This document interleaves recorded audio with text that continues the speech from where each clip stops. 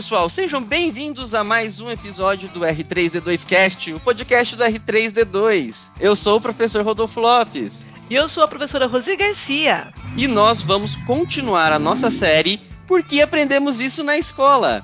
Só que hoje, Rosi, nós estamos virando a chavinha da nossa sequência de colegas. Nós vamos parar de ficar agora puxando sardinha um pro outro aqui e vamos virar a chavinha para ciências da natureza finalmente. Hoje nós vamos responder por que aprendemos ciências e biologia na escola. Só que eu ainda vou puxar um pouquinho a cordinha pro meu lado, porque eu trouxe um profissional competentíssimo, um amigo pessoal e de grande referência para poder conversar hoje conosco, minha gente. Então, para você aí que é interessado justamente nessa parte das ciências, da biologia e tudo aquilo que ela envolve, hoje quem vai falar conosco vai ser Leandro Santos! Aê! Seja bem-vindo, Leandro! Gente, o Leandro é graduado em Ciências Biológicas e também Pedagogia, com mestrado em Tecnologias da Inteligência e Design Digital pela PUC São Paulo. Também tem MBA em Gestão Empreendedora em Educação pela Universidade Federal do Fluminense, além de professor, coordenador, diretor, assistente técnico de educação pela Secretaria Municipal da Educação de São Paulo. Fala mais um pouquinho sobre você pra gente, Leandro. Bom, gente, é muito bom estar aqui com vocês.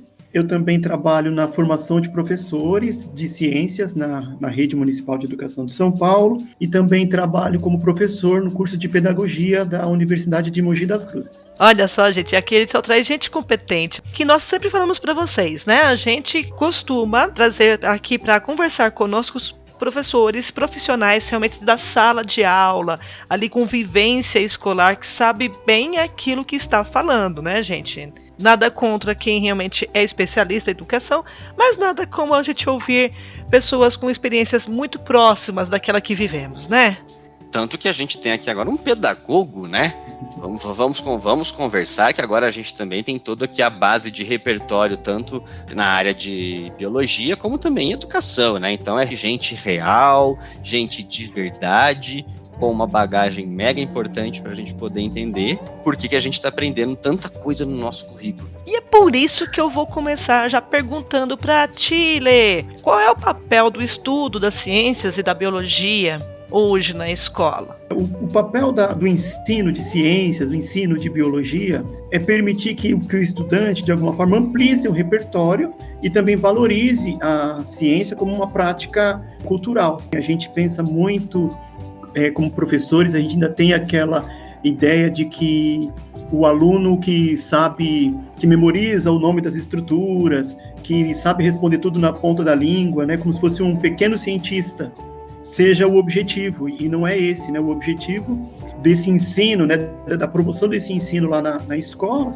é justamente promover para que esse estudante possa intervir na sociedade, né? Assim, melhorar a qualidade de vida individual, coletiva, do meio ambiente, enfim. E discutir isso na sua vida a partir de princípios éticos também, né? Então, de maneira geral, é um pouco isso.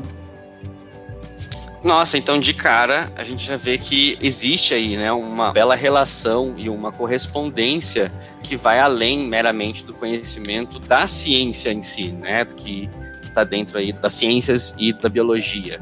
Então existe um papel ético, um papel educacional que realmente está relacionado com o que a gente precisa até para sobreviver, né, Leandro? Compreender um pouco as influências desse conhecimento científico na sociedade. E que a partir do reconhecimento dessas influências, poder pensar criticamente, né? Ter uma visão crítica do mundo, né? Eu acho que isso é bem importante, ter um olhar dessa dimensão, né? Por que se estuda? Por que eu estudo ciências na escola?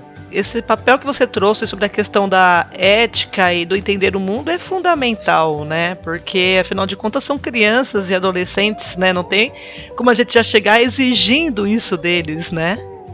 Sobretudo numa sociedade como a nossa, que tem tantas demandas, né, em relação à equidade, à diversidade, e uma sociedade em constante transformação. Então, assim, um ensino de ciências que esteja alinhado com essas demandas é fundamental, né?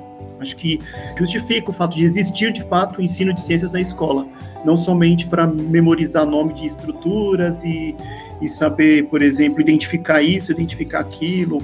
É bacana ter essa ideia, né, na hora de entrar na sala de aula, tanto como professor como estudante, né? Eu estou aqui para quê hoje, né?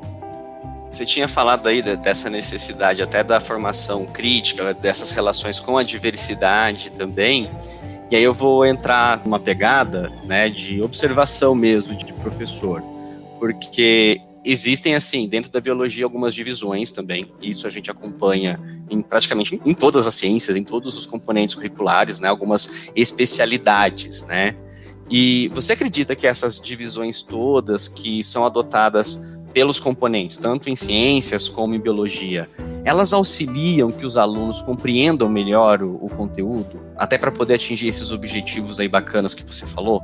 Existe uma história, né, do ensino de ciências no país. Então, até pouco tempo, o ensino ele era um enlatado, né, assim, uma miniatura do que foi a graduação, e colocava dentro da escola. Então, tinha lá, determinado ano da escolaridade, tinha a zoologia, em outro ano era só botânica, em outro ano estudava só a ecologia, e só a genética, só a evolução, e assim por diante.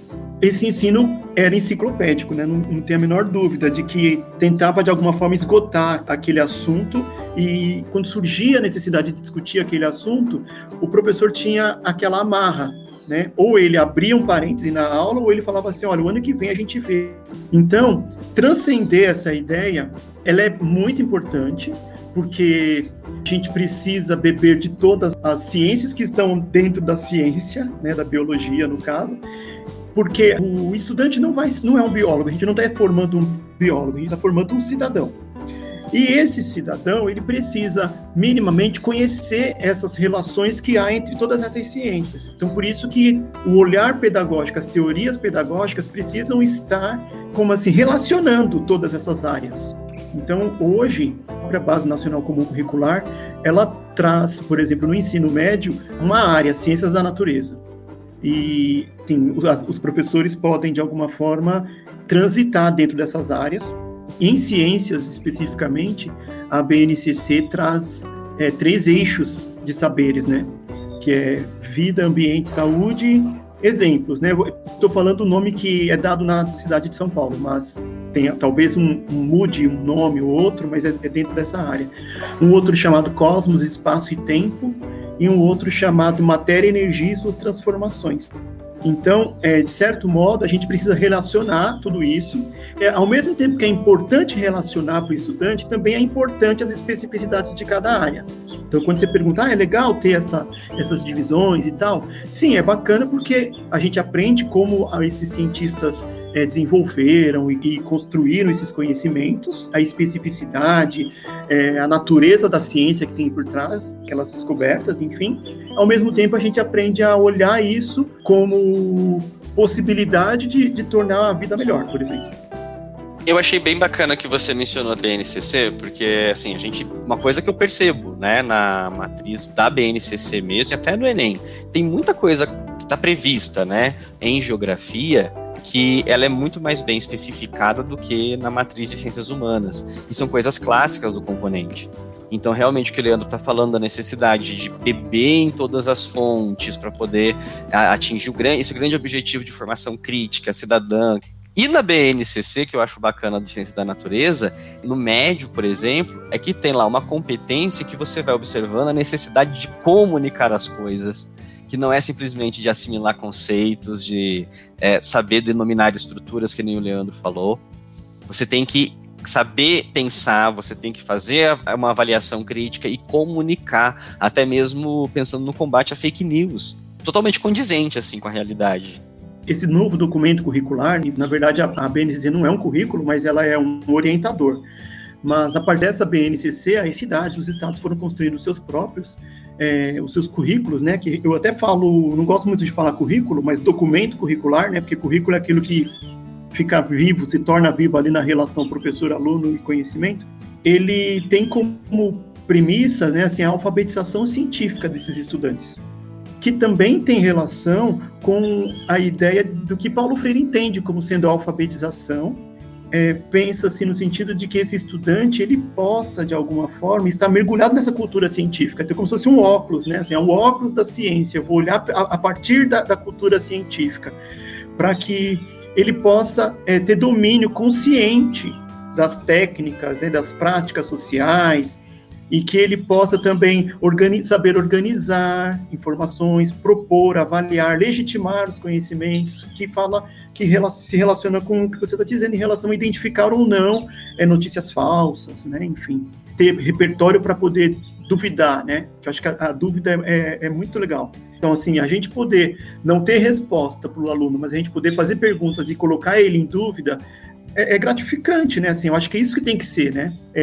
A gente faz mais perguntas do que dá as respostas, porque a gente precisa fazer esse aluno propor, avaliar, legitimar conhecimento, enfim. E para fazer isso, ele não vai fazer isso recebendo as respostas, né? E a gente também fala muito no sentido de que a ciência é construída por todos. Então, não precisa ter um jaleco ou ter um título de biólogo, de químico, de físico. A ciência é construída por todos, né? No nosso cotidiano, a gente usa ciência o tempo todo. Ah, isso é verdade. E é muito interessante isso que você está falando justamente sobre a BNCC, porque uma das questões que eles trazem é justamente de não fechar absolutamente uma educação para todo mundo tem que seguir aquela regra, né? Sim. É igualzinho, andando com os mesmos passos, né? Ela abre justamente uma certa liberdade para que a escola, de acordo com o seu público, a questão social, a questão cultural, seja também atendida, né? Então a gente pode perceber aí o ensino de ciências e biologia sendo respeitado, teoricamente, em diversos lugares do Brasil. Não, então, por exemplo, na zona urbana, talvez nós tenhamos que estudar ciências e biologias de uma forma, enquanto quem está na zona rural tem uma forma diferenciada um pouco, mas que vão se completar, né? Mas mesmo dentro dessa liberdade que a BNCC traz para a gente percebe alguns lugares extremamente tradicionais, né, que ainda buscam fazer o ensino de ciências e biologia de acordo com aquilo que você iniciou falando, né, que seria mais dentro de caixinhas e tudo mais. Mas pensando de modo geral, assim, em relação a esse ensino tradicional ou a essa liberdade que a BNCC nos traz, você acha que realmente todos os conteúdos colocados nos componentes são realmente relevantes? Ou seria possível que os alunos pudessem, assim, selecionar as informações que eles, para a vida deles mais faz sentido? Como agora nós temos no ensino médio essa questão das construções de eletivas, né, onde o aluno pode escolher uma matéria ou outra dependendo da área que ele deseja seguir no futuro. O que você acha, Lê? Olha, eu acho que a pandemia nos ajudou, de alguma forma, né, assim, apesar de tudo, contribuiu com essa ideia de que o professor precisa priorizar algumas coisas. Então, a gente até aqui na cidade de São Paulo, a gente até chama como priorização curricular, porque nos obrigou a olhar para esse documento e tentar identificar aquilo que é essencial. A base é o mínimo, mas, assim, diante disso, o que a gente consegue, o que a gente deve considerar importantíssimo, que a gente não pode deixar de conversar com os alunos e provocar reflexões a respeito. Sobre o ensino médio, se a gente quer desenvolver protagonismo, se a gente quer desenvolver autonomia, emancipação e tudo mais, a gente também tem que ter um currículo que converse com tudo isso. Não adianta a gente falar, olha, vocês precisam isso, precisam aquilo, sendo que a gente, na prática pedagógica, a gente trata como se todos fossem iguais. Oferecer multiplicidade de ideias, de concepções e de saberes e de percursos, eu acho muito interessante por diversas maneiras, mas o mais importante para mim, assim, é porque eu consigo trazer o jovem para a escola, mas trazer o jovem para discutir a escola, para pensar sobre a escola, para escolher. Ainda está faltando nas escolas uma gestão de fato democrática, né, em que esses jovens possam se organizar em colegiados, em assembleias, e escolher não só o que ele quer aprender, mas escolher também como, quando, aonde, com quem. Eu acho que é um primeiro passo. Eu acho que é uma oportunidade que a gente tem de continuar discutindo isso, e isso está muito ainda no papel. Eu acho que também não vai ser agora que a gente vai simplesmente mudar a chave, mas acho que trazendo essas possibilidades para o estudante e discutindo isso dentro da escola, a gente vai caminhando no sentido de tornar isso mais emancipatório de verdade, né? Nossa, e a segunda gravação que nós fazemos em que os professores trazem essa urgência, né, Ru? Né, de como é importante essa participação do aluno, inclusive pensando essa questão, eu vou chamar de política, né, mas não é essa política que o pessoal está acostumado, né, de simplesmente estar centrado com pessoas lá no poder, mas essa questão realmente política, justamente desse manejamento social. Exato, até porque ninguém tem como viver sem ser político, né? Todo mundo toma decisões. E isso que o Leandro falou, né, do engajamento do aluno, isso é previsto na base também, e a gente precisa absorver em todos os componentes. E aí, realmente, você se depara com uma realidade em que algumas avaliações externas, classificatórias e eliminatórias, impõem que o teu diferencial seja memorizar, né, o nome de um osso ou de uma proteína, que, claro, é importante, mas o quanto isso é importante para a prática ali no dia a dia? Isso tem que ser de caráter de especialização acadêmica ou realmente de construção de um indivíduo ali para poder ser consciente e conseguir ser justamente tão versátil como que o componente de biologia e o componente de ciências põem, né? Ele nem põe, né? Mas que eles pedem, né, Leandro? Sim, que eu acho assim que o grande papel do professor lá na escola não é apresentar o nome da proteína, mas é transformar uma curiosidade em uma ação de investigação. Puxa vida, por que existe essa proteína? Por que ela tem esse nome? Por que eu preciso saber disso? Como que foi descoberta a existência dessa proteína? Qual que é a utilidade dela para o meu dia a dia? Quais relações o nome ou a descoberta dessa proteína tem, por exemplo, com a indústria farmacêutica? A cura de doenças tropicais. Então, acho que tem relação também com a realidade socioeconômica e política, né? Então, é aí que está, né? É essa questão sobre a presença e a importância do ensino de ciências na escola. Transformar as curiosidades do dia a dia em ações de investigação. E quando eu penso em uma ação de investigação, eu vou estar lá pensando em hipóteses, pensar num plano de trabalho para responder essa hipótese. Então, o que eu preciso fazer para testar essa hipótese ou não? E depois pensar numa construção de uma explicação, que também não é fácil, construir uma explicação. Eu preciso ter repertório, preciso dominar várias linguagens, eu preciso ter coerência com aquilo que eu deduzi lá no início, e não é uma coisa automática. Tem uma hipótese, logo tem uma resposta? Não é. Assim, a gente vai testar várias hipóteses e levantar várias hipóteses, e tudo isso tem muito a ver com o trabalho em grupo. Porque é com o outro que está diferente, né? Assim, eu acho que a base aparece lá, por exemplo, pensamento científico e criativo, aparecem juntos. E isso é legal porque a gente, com pessoas diferentes, pensando diferentes, a gente chega em respostas diferentes, em respostas inovadoras, vamos dizer assim. E quando a gente tem só pessoas que pensam da mesma maneira, as respostas vão ser provavelmente mais previsíveis possível, né? E vem cá, Leandro, ciências tem a ver com tecnologia? Tem. Você sabe que eu estava fazendo um curso, disciplina chamada Nanociência e Nanotecnologia. E um dos pontos era justamente esse, o nome da disciplina, né? Perguntaram para o professor, mas por que você está chamando nanociência e nanotecnologia? O professor respondeu lá, assim, que a ciência, né, de verdade, assim, ela tem um compromisso com o saber científico, com o rigor científico, com a comunidade científica. E a tecnologia tem mais uma aplicação dessa ciência, né, assim, para melhoria da qualidade de vida das pessoas. Então, ciência e tecnologia tem muito a ver. Essa tecnologia que você usou, eu não sei se você está querendo dizer em relação às novas tecnologias ou a palavra tecnologia em si. Não, ao senso comum, quando a gente fala até mesmo em questões digitais, porque a gente está num contexto, né, em que nós, professores, alunos, precisamos lançar mão do uso de recursos digitais e também de repensar o que é tecnologia. E aí, dentro disso, eu queria te perguntar se a tecnologia, né, esse aspecto de recursos, auxilia o ensino, né, do seu componente e como? É uma pergunta difícil, né, de responder assim, porque na verdade é assim, depende da concepção de ensino de ciências. Então, se eu penso no ensino de ciências que tem começo, meio e fim, que eu já sei como ele começa com texto, aí no meio tem lá uma explicação e no final uma bateria de exercícios para responder. Se eu tenho uma concepção de ciência dessa forma, possivelmente a tecnologia vai até tornar isso mais rápido, mais fácil. Agora, quando eu penso no ensino de ciências que problematiza, a gente tem que fazer um uso propositivo das tecnologias, né? Então, precisa apresentar uma questão-problema.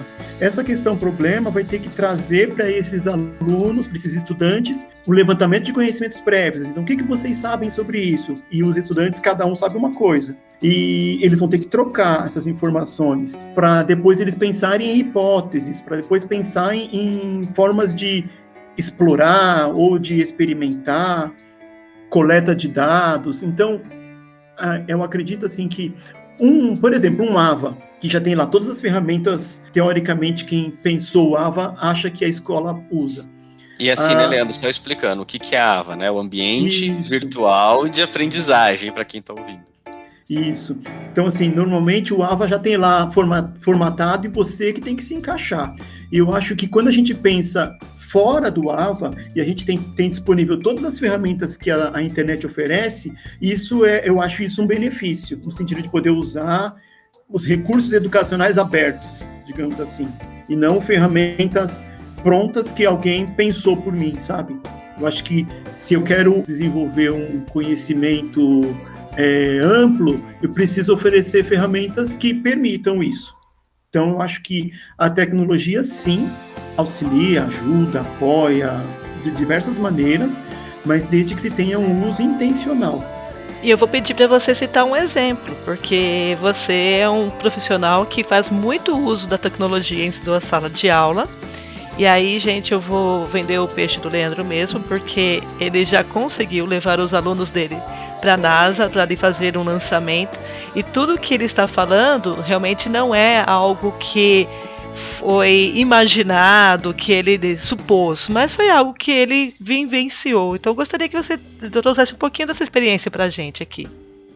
Exemplos de ferramentas, um chat pode ser utilizado com o professor faz a pergunta e os alunos só respondem, ou um chat pode ser utilizado para que o professor vá lendo, fazendo mais perguntas, questionando e interagindo ali, ou um fórum também, ou, por exemplo, ferramentas que têm nomes comerciais, né, assim, o Kahoot, o Google Sala de Aula, aqueles murais, né, o Padlet, que você vai criando murais e construindo uma maneira de tornar o pensamento visível. Tornar o pensamento visível é muito interessante, sobretudo agora no retorno de uma pandemia, porque a gente precisa, antes de iniciar ali, né, a gente precisa fazer um mapeamento do que essas crianças sabem ou não sabem. Por exemplo, a partir de um mapa mental, dependendo da quantidade de desdobramentos daquele mapa mental ali, eu vou sabendo quanto o aluno desenvolveu de conhecimento ou não. Então, assim, porque não adianta muito a gente fazer aquelas avaliações diagnósticas imensas que a gente nunca tem um resultado. Acho que o mais importante é a gente ter algo que seja ali. Eu olho e já sei. Mas eu acho que a ideia é pensar a ferramenta para me auxiliar, né? Para que eu possa realmente promover uma aprendizagem e construção de conhecimento, não só para transmitir. E, por exemplo, até ressignificar ferramentas. Eu aprendi com alguns colegas na prefeitura mesmo, fazer jogos com PowerPoint. O PowerPoint não foi feito para isso, mas é a ferramenta que a gente tem, então vamos ressignificar o uso dela. Eu já tinha visto jogos com Google Forms também. Esse do PowerPoint Sim. Eu vou pesquisar, cara. Nossa, que show. Tem jogos muito legais e a gente fica, nossa, olha só, a pessoa está usando essa ferramenta para isso. Até, assim, por exemplo, uma prática muito legal disso, dos adolescentes do Fundamental 2, construírem jogos para as crianças do Ensino Fundamental 1 e as crianças do Fundamental 1 darem feedback para elas. Eu não gostei dessa letra, porque essa letra aqui não é bastão, eu não entendi. E, eu acho que você está pensando que a gente é muito criança, mostrando essas coisinhas de personagens muito infantis, sabe? A gente não gosta mais de Peppa Pig, a gente gosta de outra coisa. Eu acho que isso gera lá um movimento na escola bacana também, assim. Gera uma socialização, né? Eu acho que isso é interessante. Isso é engajamento e protagonismo juvenil, minha gente. E os pequenos não vem a hora de chegar no Fundamental 2, porque vai poder fazer jogos também para os que forem menores, né? Então, acho que isso é bem legal.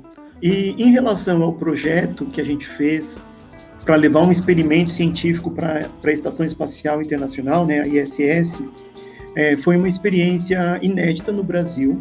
Surgiu a oportunidade, a possibilidade, a partir do Instituto Garatea, do Brasil, mandar um experimento para a Estação Espacial, né? Foi em 2019. Então, o Instituto Garatea propôs, né, que esse experimento realmente representasse estudantes brasileiros. Então, ele propôs que fosse grupos de estudantes diversos. Então, nós tivemos, neste projeto, alunos de escola pública, de escola particular e de uma ONG. E todos os grupos foram mistos, todos os grupos tinham estudantes das 3 instituições. E a instituição que representou a escola pública foi a EMF Perimetral, que fica em Paraisópolis. E a gente tinha que levar um experimento, né? Então, nós tivemos 77 propostas de experimentos para serem levados, e essas propostas eram de grupos de estudantes das 3 instituições, todas elas. E tinham propostas maravilhosas, interessantíssimas. A gente fez esse processo de alfabetização científica com eles, né? Deles trazerem, o que vocês acham que é possível levar? E tinham ideias, assim, de todos os tipos, ideias muito legais, todas foram originais e surgiram deles.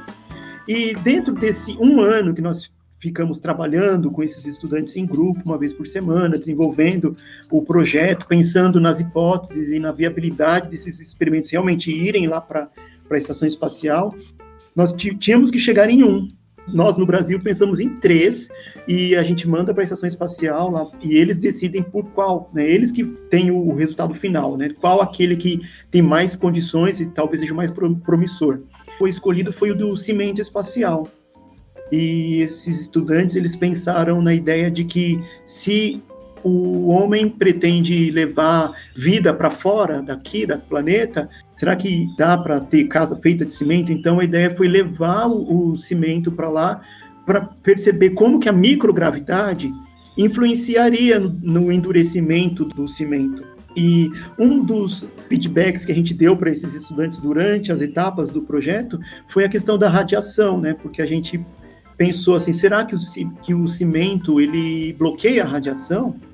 E aí eles estudaram, enfim, perceberam que não, o suficiente, e eles colocaram um plástico, polímeros de plástico do filamento da impressora 3D, sabe? Tem uma empresa brasileira que constrói esses polímeros lá, em plástico, enfim, para a impressora 3D. Então, a gente conseguiu colocar na mistura também esses polímeros para ir para a Estação Espacial. E a gente fez 2 experimentos, né? Porque existe uma cápsula, é um tubo do tamanho de uma caneta, um pouquinho mais grosso, que o experimento tem que caber ali dentro. Porque lá no espaço, o astronauta ele vai só manipular aquilo que você pedir. Então, ele precisava ser agitado algumas vezes, e ele ficou lá há 1 mês, né? E depois voltou. Então, nós fizemos 2 cápsulas, porque uma ficou aqui para a gente comparar. Voltou depois de um tempo para o Brasil, a gente continuou estudando esse resultado e exige outros estudos. Então, assim, foi só um início, assim, a gente não tem uma conclusão, dá ou não dá. Mas isso também não é o importante, né? Assim, o mais importante é passar pela cultura científica, pensar cientificamente sobre como eu poderia pensar se é possível ou não construir com cimento. Então, passar por esse processo é o mais importante, né? A gente valorizou todos os projetos, não só esse que foi, porque tinha que ir somente um, mas todos os estudantes que participaram, eles passaram por essa experiência de pensar cientificamente, que eu acho que é o mais vantajoso, que é a finalidade mesmo, né? Que incrível, Leandro. Esse seu final, falando sobre o mais importante é pensar nessas consequências, nesse processo, é o que a gente realmente vê de maneira sólida, né, o ensino da ciência.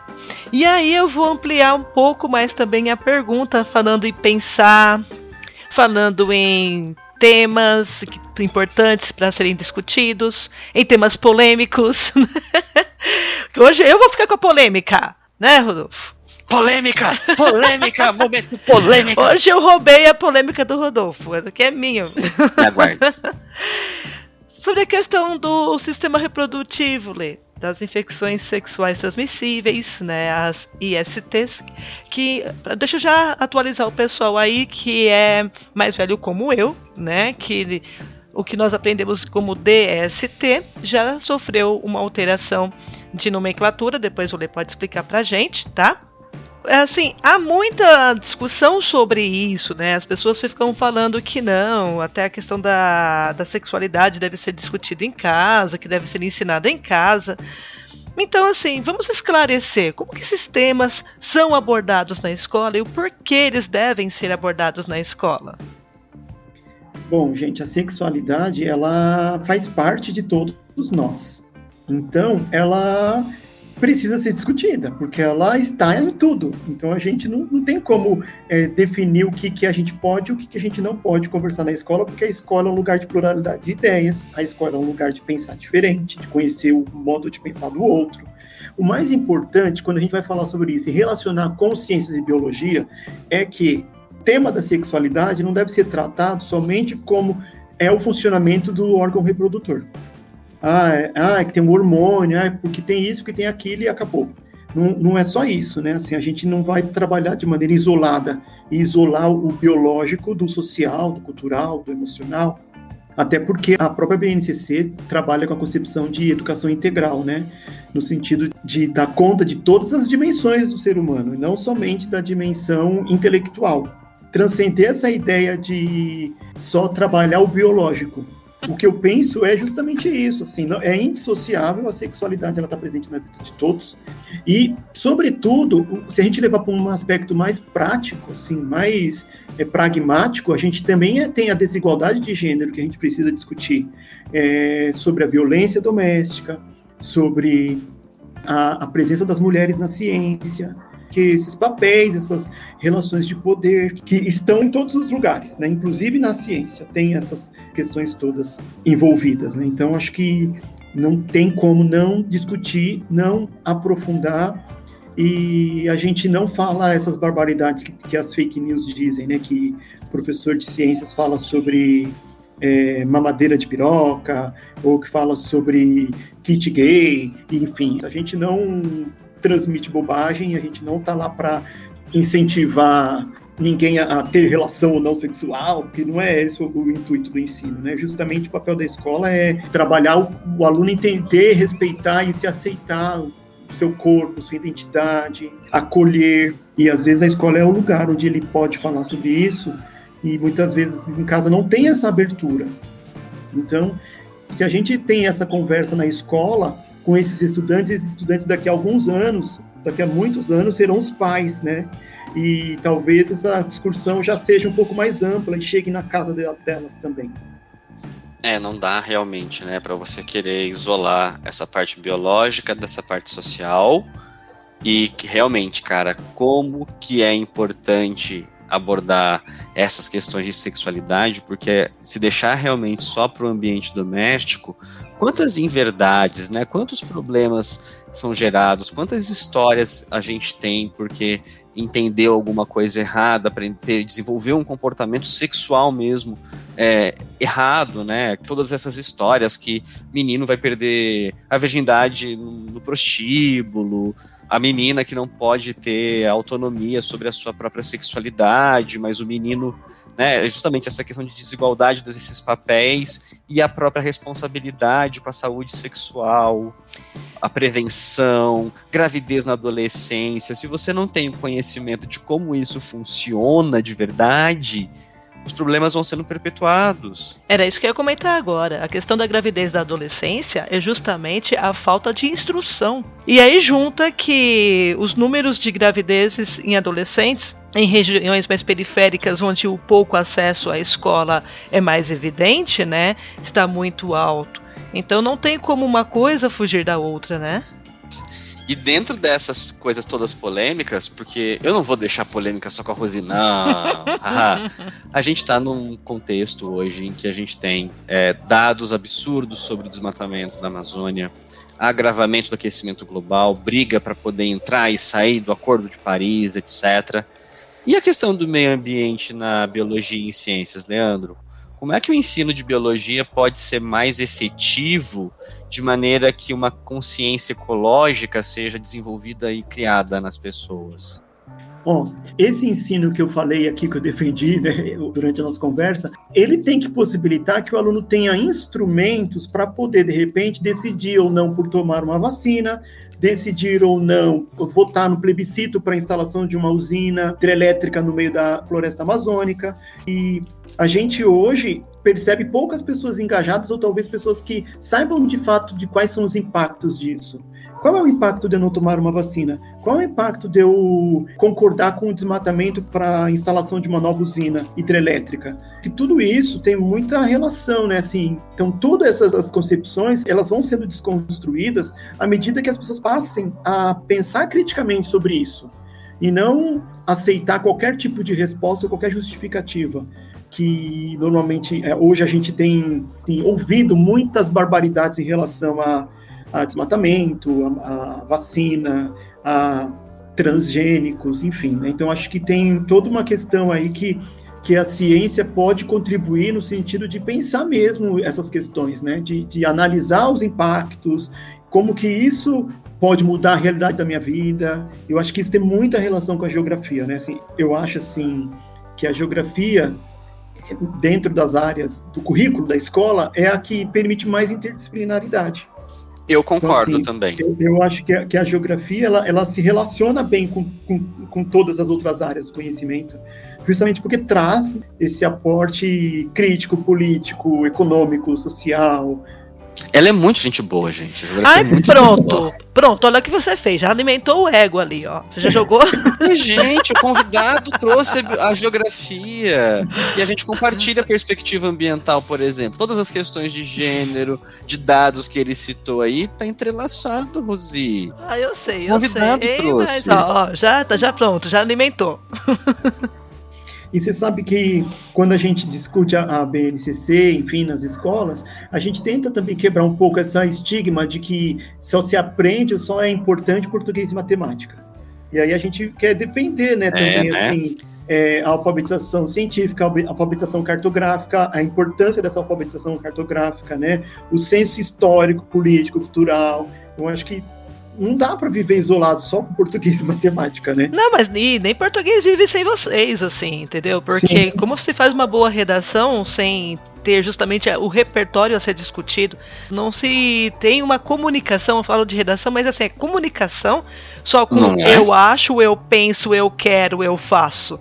E não é assim que funciona a vida, né? Então, sai dessa questão do idiotismo no sentido de pensar somente em si, né? No sentido da palavra, filosófico da palavra, na verdade, e ela tem que se ampliar, e a ampliação só é dada por meio das informações que são trazidas das outras disciplinas. Isso é inerente, né? E, gente, eu já vou partir para a última pergunta, né? Que acabou tão gostoso. Felizmente acabou por hoje. Oh, que pena, tá acabando. Mas vamos lá, né? Que infelizmente todo carnaval tem seu fim. E para você, Leandro, o que é biologia na sua vida? Bom, vocês sabem que eu estudei em escola pública, né? Eu entrei na escola em 1987 e a escola pública ela mudou muito daquela época para cá e as pessoas não necessariamente valorizam isso, porque muita gente ganha muito dinheiro desvalorizando a escola pública, né?